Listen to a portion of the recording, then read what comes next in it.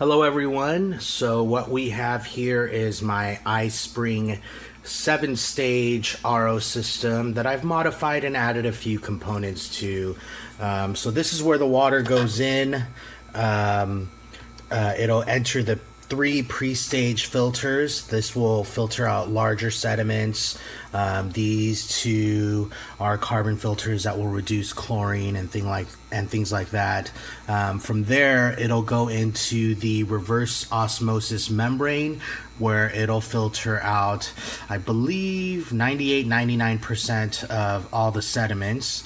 And then from there, it would normally go to a carbon filter storage tank system like this one, and then from there it would go into the alkaline stage, which will add in like potassium, magnesium, calcium, I forget which type of minerals, but it will add some minerals back to the filtered water, or act as electrolytes, which help you hydrate when you drink water. What I did was, in order to cut the wastewater in half, I added a second RO membrane in series, meaning the wastewater that comes out of the RO membrane here feeds directly into the second RO membrane. This is going to slightly decrease the purity of your water, but it's going to be very minute, to the point where it's almost negligible. And then from there, the purified water is combined back into the post-carbon stage filtration, where it collects into the tank and then it goes into the carbon filtration. Now, my specific setup, I've got a refrigerator that has an ice maker and going to dispense filtered water. But I've also got in the kitchen, I've got a hot water heater underneath the sink that dispenses room temperature water and hot water for teas and instant coffee or things like that. Now, what I did was I actually split off the purified water to go into 2 separate carbon filters. The reason why I did that was before I added the second carbon filter.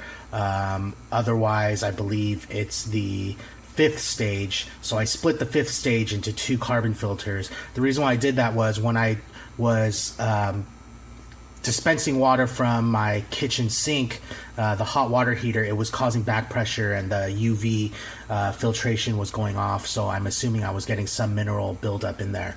The reason why I don't want the mineral stage to go into the hot water stage in the kitchen is because it will scale the hot water heater. These solids that the system is adding back into the purified water won't evaporate when you boil water, so that eventually leads to scale buildup, which we don't want. That could actually ruin your hot water heater.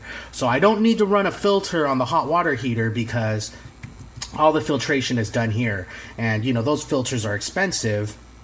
And this company, iSpring, or I believe their website is 123filter.com.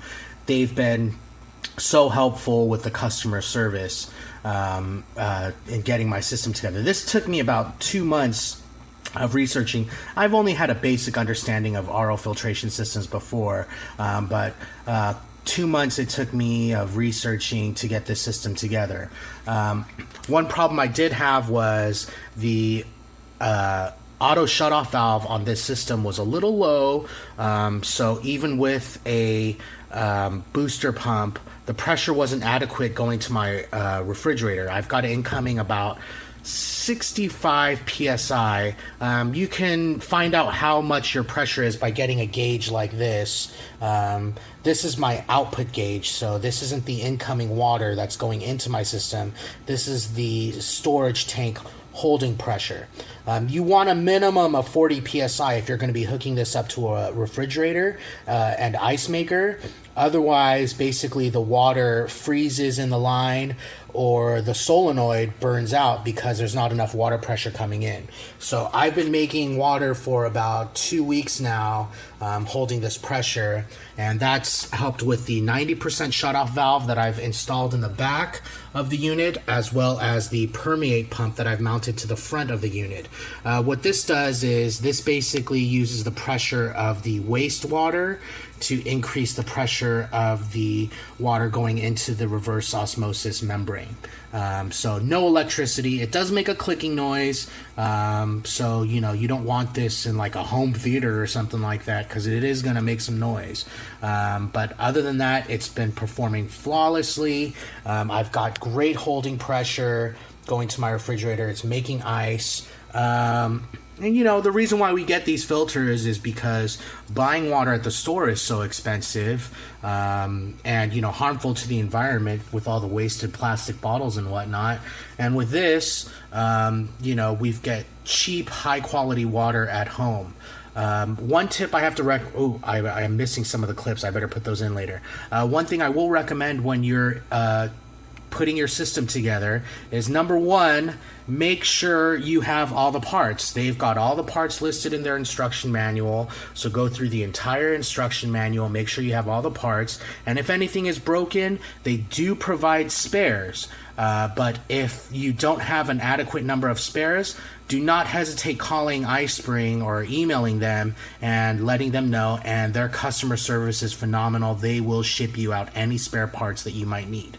When you do click in the hoses, your first instinct is, well, it's plastic, I don't want to break it. So the moment you feel a little pressure, you back off. If you put your system together like that and you turn on the water, you're going to get water everywhere. So what you want to do is, once you feel that first bit of pressure, keep pressing in the hose and you'll feel it click again a second time. That's how you know that the hose is properly connected to the fittings. So now that that's done, you know, you could turn on your water and check for any leaks. I suggest you put everything together. Don't hook it up under your sink until you've got everything hooked up and you're positive that there are no leaks in your system. Then you can put it underneath your sink. I've mounted it in a spare room area where I can easily access the filters. That's why I chose to mount it to the wall. But if you're going to mount this under your sink, I highly suggest that you hook up everything first and check the pressure and for any leaks. So that's it. That's all I can think of at the moment. If you've got any questions, please feel free to ask me, or you can contact iSpring at 123filter.com, and their customer service, like I said, is phenomenal. Thank you. Bye. See, this is our system. There's our spring. You see that little light? That's the UV. Just make sure your threads are tight and you put the little clippies on and you'll be fine. That's it. No experience, no training, no nothing. All I did was watch the YouTube videos and follow instructions. Boop. And then the light goes off.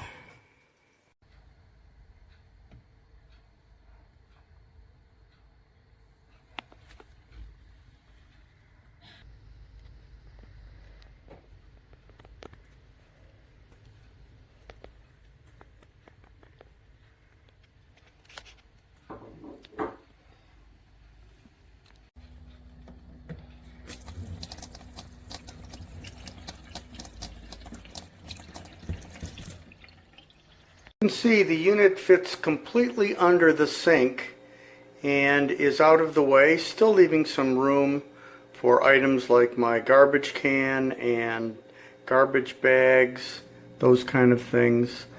And the installation is relatively simple.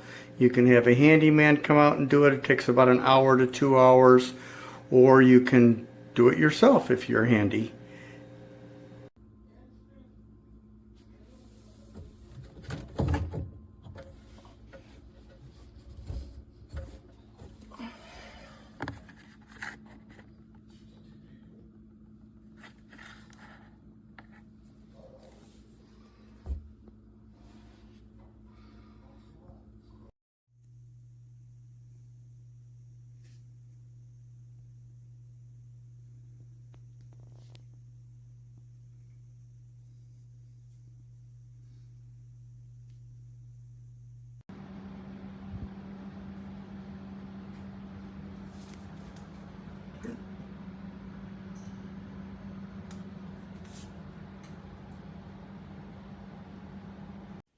This is an iSpring water system.